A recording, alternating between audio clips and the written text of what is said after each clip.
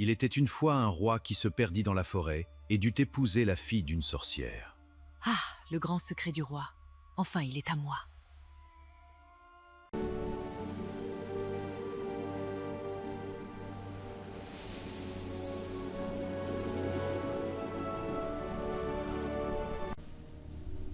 Enfin, je découvre ton grand secret, vieux roi. Bientôt, ce sera mon tour de régner. Pour protéger ses enfants de sa nouvelle épouse, le roi les cacha dans un château secret de la forêt.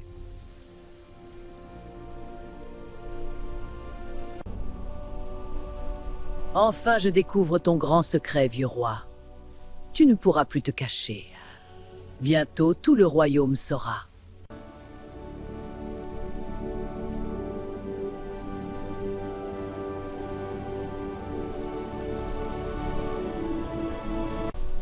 Enfin, je te tiens, vieux roi. Ton grand secret est à moi. Personne ne pourra te sauver maintenant. Ce pouvoir sera mien. Dans les légendes européennes, le fil magique est souvent utilisé pour naviguer à travers des labyrinthes ou des forêts impénétrables.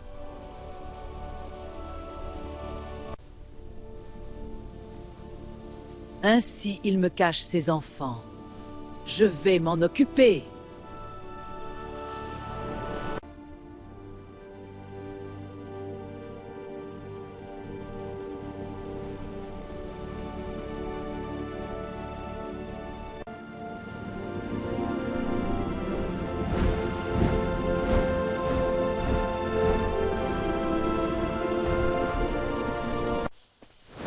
Soyez maudits, mes beaux-fils! Ces chemises scellent votre destin! L'âne est malédicient!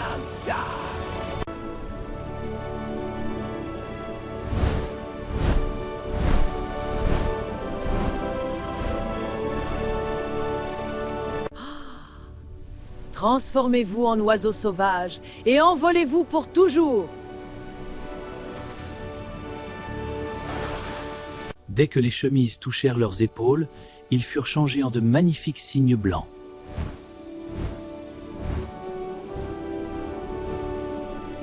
Soyez maudits, mes chers beaux-frères! Que ces chemises vous lient à jamais à la forêt!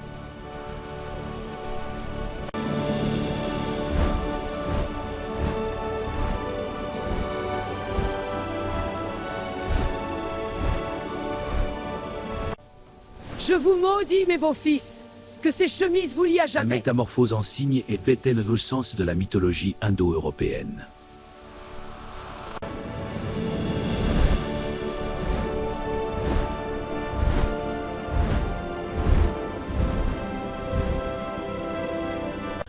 Par ce sortilège, Fililicule de Westapa!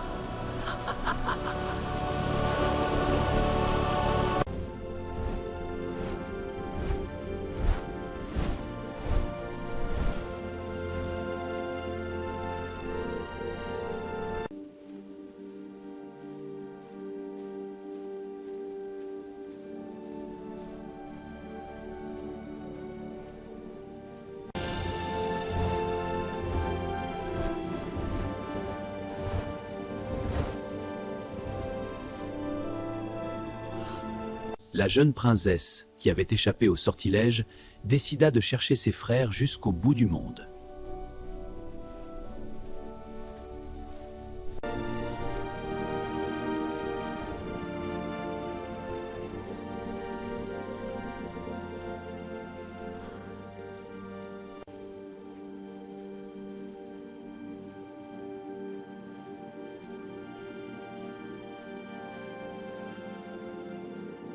Juste avant le coucher du soleil, 6 cygnes blancs atterrirent devant elle et se transformèrent en ses frères.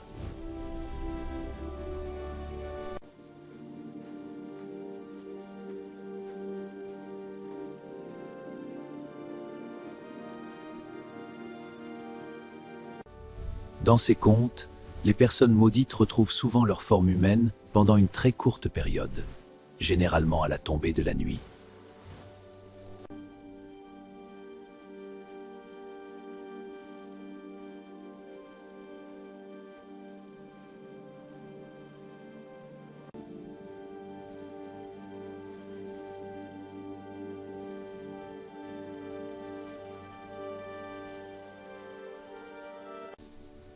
Écoute, il n'y a qu'un seul moyen de briser le sort. Mais c'est terrible et ça exigera tout de toi. Tu devras rester silencieuse, quoi qu'il arrive.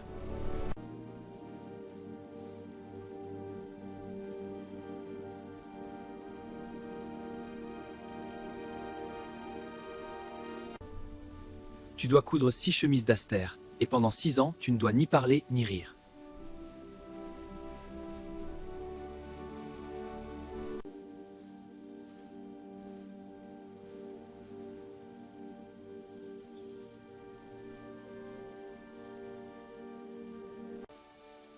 Ma sœur, pour briser le sort, un sacrifice est requis. Tu dois tisser 6 manteaux d'étoiles filantes. Mais attention, un mot de ta bouche avant la fin, et nous serons perdus à jamais.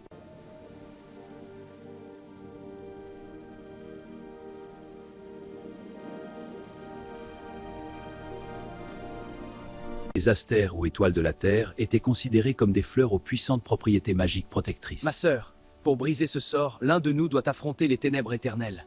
C'est le seul moyen.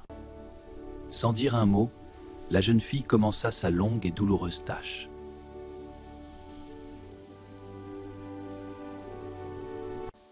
Ma sœur, pour briser le sort, tu dois accomplir une tâche terrible. Tu devras tisser 6 capes en ortie, sans jamais prononcer un mot.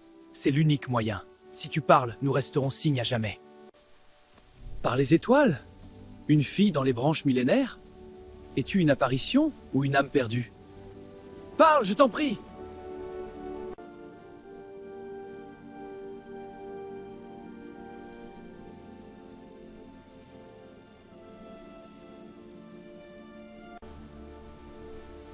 Toi dans l'arbre? Qui es-tu? Montre-toi! Le sacrifice personnel et le silence imposé sont des symboles profonds de dévotion et de force intérieure dans la littérature. Des années plus tard, un jeune roi qui chassait dans la forêt aperçut la belle jeune fille dans l'arbre. Qui es-tu?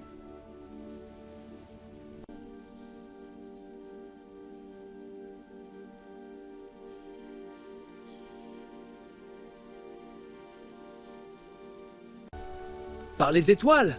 Qui êtes-vous perché si haut? Sortez de l'ombre, montrez-vous! Je suis le roi, et je vous ordonne de parler!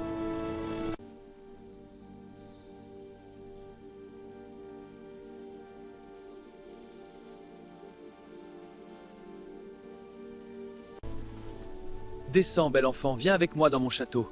Je ne te ferai aucun mal.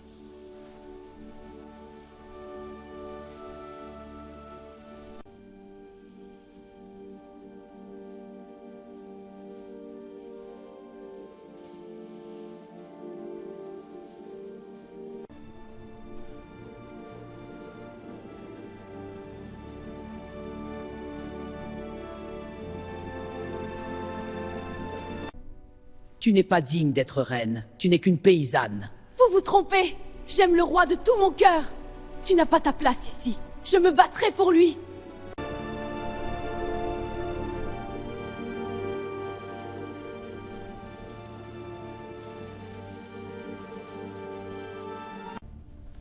Cette mendiante qui ne sait pas parler n'est pas digne d'être reine.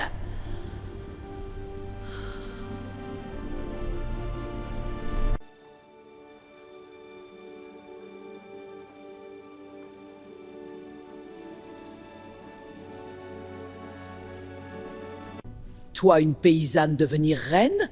C'est une insulte. Mon cœur est pur, l'amour ne se commande pas. Tais-toi. Tu n'es pas digne pour ma place. Mais le roi l'aimait profondément et l'épousa, bien qu'elle ne prononçât jamais un seul mot.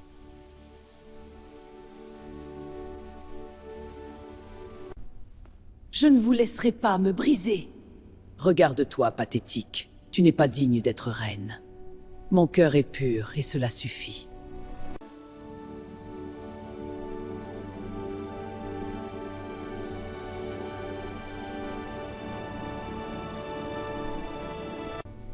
Les conflits entre belle-mère et belle-fille sont un trope récurrent dans les histoires royales, reflétant les anciennes dynamiques de Ne vous pouvoir. battez pas. Je suis la reine et je protégerai ce royaume de votre cruauté.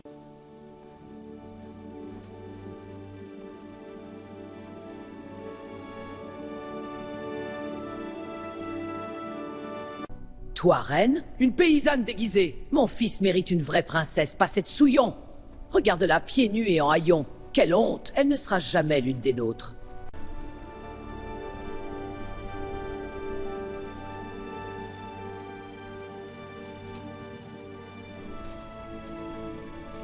Toi, une reine? Tu n'es qu'une misérable paysanne. Votre cruauté ne me fait pas peur. Je suis ici par amour. Amour? Ah, tu n'es qu'une souillure sur cette Nous couronne. verrons bien. Insolente tisseuse de chimères, tes efforts sont vains. Abandonne cette tâche futile, princesse déchue.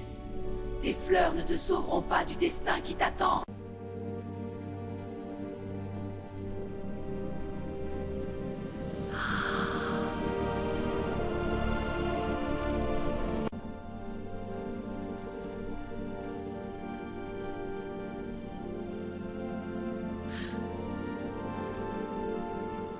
Lorsque la reine eut son premier enfant, la méchante belle-mère le vola pendant son sommeil.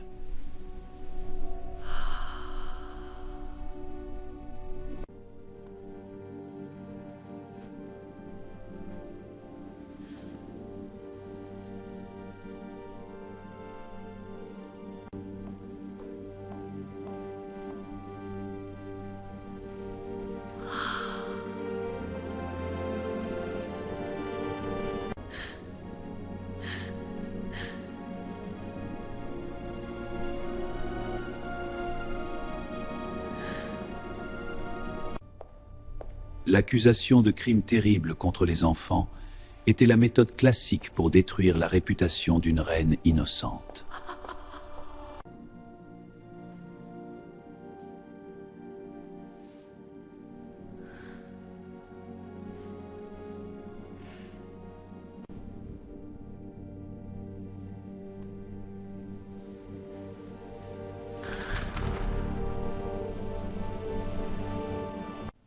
Bien qu'accusée du pire des crimes, elle refusa de parler pour ne pas briser le sort de ses frères.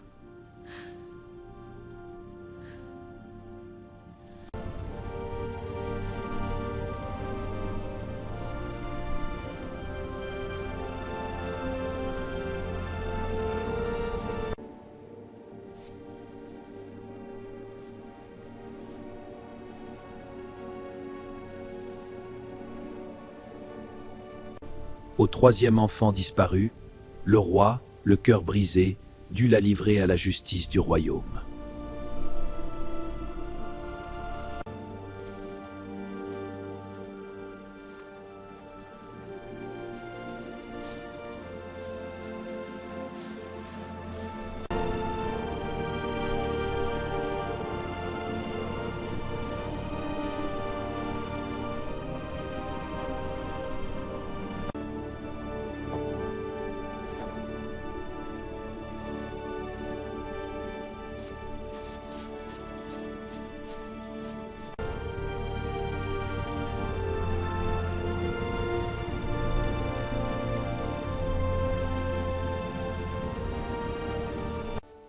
Le bûcher était une punition historique en Europe, réservée aux crimes considérés comme surnaturels ou à la haute trahison.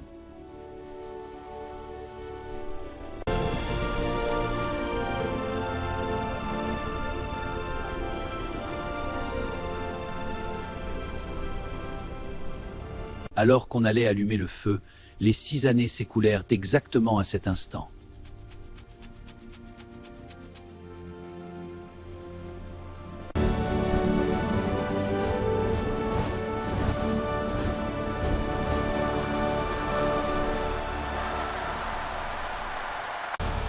Mes frères, la malédiction prend fin aujourd'hui. Recevez ces chemises de fleurs et brisez vos chaînes. La lumière de l'amour vous libère enfin. Soudain, on entendit un battement d'ailes et 6 cygnes blancs descendirent du ciel.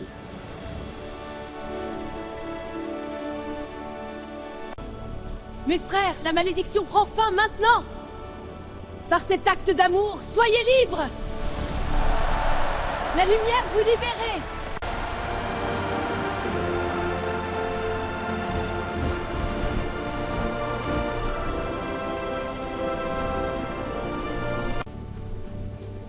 Mes frères, prenez ces chemises et brisez la malédiction. La magie opère. La malédiction est levée.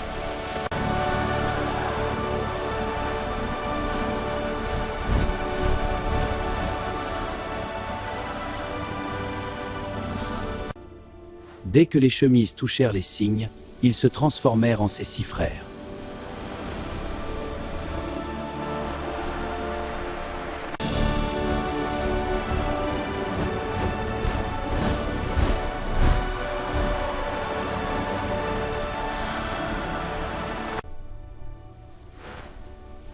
Le frère cadet garda une aile de cygne à la place du bras gauche, car il manquait une manche à la dernière chemise. Mon cher époux, je suis innocente. Ta mère a caché nos enfants. C'est la vérité. Je les ai cachés pour les protéger d'une menace. Enfin, je peux parler. La vérité doit être révélée. Oui, ma fille. Le moment est venu de briser mon vœu. Je suis prêt à entendre. Enfin, je peux parler. Le fardeau de mon silence est levé. Ton courage illumine ce royaume. Moi aussi, je brise mon vœu. Voici la vérité sur notre passé. L'émergence de la vérité et la restitution de la parole symbolisent la libération totale du personnage héroïque. La méchante mère fut punie et la reine vécut heureuse avec son roi et ses frères.